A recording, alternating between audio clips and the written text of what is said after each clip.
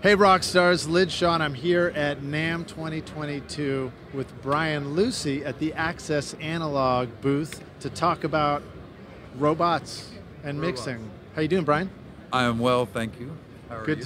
Good to see you again. Now, you've of course been a guest on the podcast back on episode 294, so we'll have a link to that as well, and you can click through if you want to listen to the full story.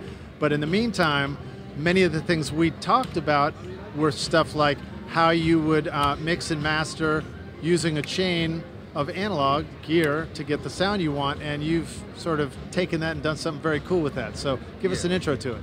Right, well, mastering only, but yes. No, you're fine. So basically 2 years ago at NAMM, the last NAMM we had, the thing that was most interesting to me was this crazy robotics they had on a couple distressors. And my brain didn't know what to do with it at first. I was like, that's really cool. I don't know what the F it is, but it's really cool. And then I started talking with Ryan and Chris, the inventor, and basically went from the idea of maybe putting this on my studio to why don't we just make a whole B rig and then make it available to the public, and then I could use it if I wanted to. So we've copied my entire rig. It took me a year of buying things, and it took me almost a year of tweaking things because, as everybody knows, analog is never the same. So a chain of multiple analog things is never the same. So I had to do different, power cords in some cases, cables, putting some silver in with some copper, changing tubes. But it's my entire chain that I've done every record for a long time. And it will be available to people to be rented. I think they're going to do it hourly or by the minute. I'm not sure how they do it, but they might be working on subscription, but I don't want to give that away if it's not true. Contact Access Analog for that. But basically, it's my entire chain. It's 99% exact of what I use every day. So let's back this up. Let's back this bus up just for a second and kind of break down a little bit like, what is this? What is Access Analog? What does it do? And why do the rock stars want to know how they can use your chain through this? How does that work? Right, so what they do is Access Analog rents hardware kind of in the cloud, if you will. So you basically pull up a plug-in within your session that sends the audio to the hardware and back in a half second or less. And there's a whole offset process that they've worked out. And basically you're using analog hardware. Looks like a plug-in interface, but you're going through the hardware, and you have full recall, and I think you can even do automation, but again, I'm not them, I don't want to overstate it, but you're actually using, for a very affordable price, the very expensive hardware, and you can make a chain of your own choosing, 1, 2, up to 5 pieces. My thing is my whole chain, so it's just, from D to A to D, it's the whole thing, and it can be used for anything. It could be vocal bus, drum bus, you name it, any subgroup, or you could throw it on the stereo bus, which is obviously how I use it in mastering. Right on. So basically in our studios, we could be mixing, we could be mastering, and by using the Access Analog plugin, we can send audio directly out of our DAW. It goes over the internet, goes to Access Analog, goes through this gear as it's converted back to analog, goes through the gear, robots turn the knobs for you. Yeah, robots, love it.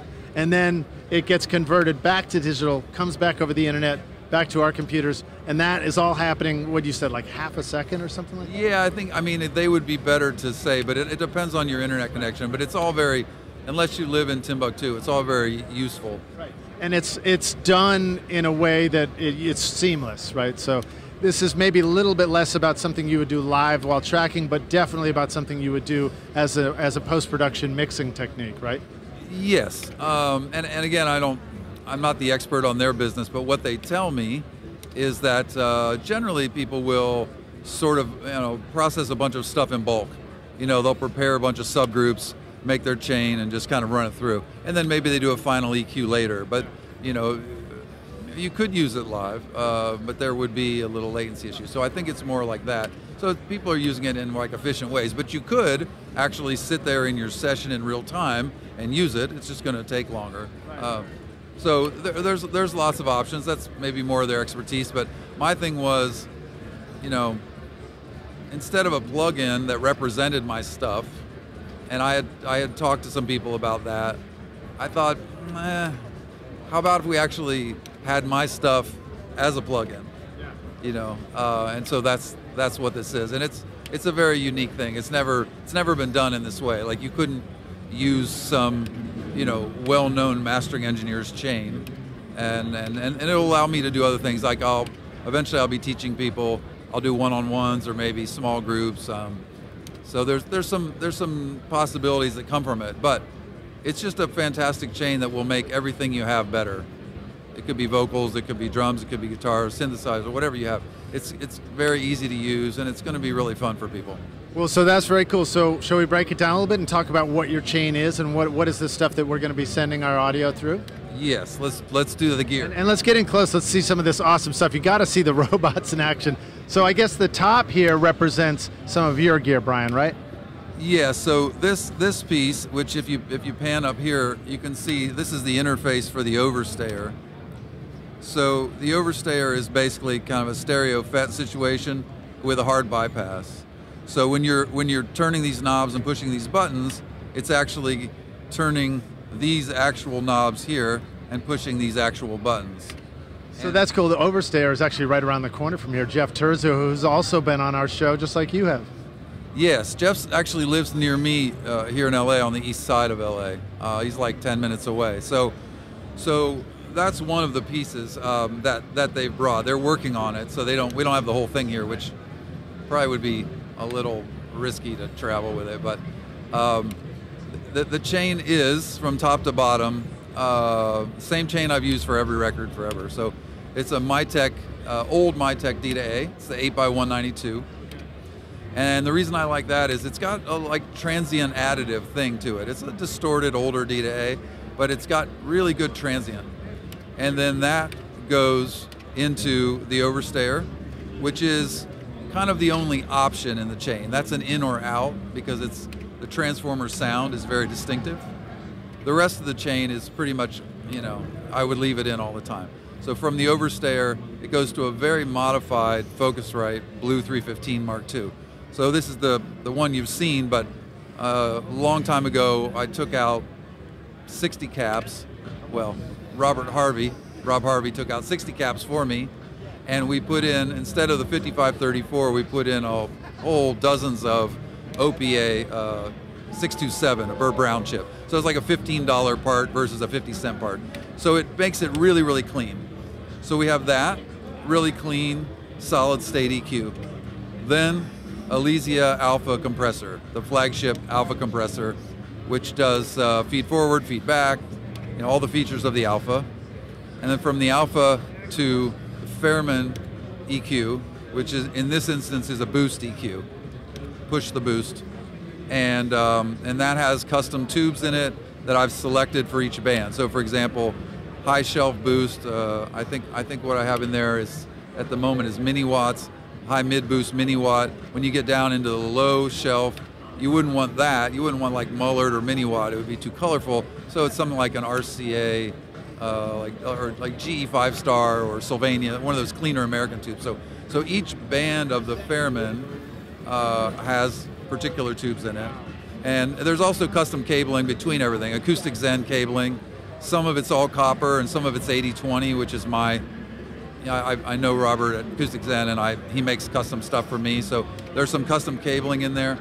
And then finally, after the Fairman, it goes to the Pacific Microsonics A to D converter, which, you know, 22, 24 grand 20 years ago. If they were made today, they'd be $70,000. Wow, that's impressive. So very cool. Now, is this the chain that you've been mixing some amazing records? So what are some of the records that you've worked on recently that might have the sound of this kind of chain on it that people can listen to get a sense of it?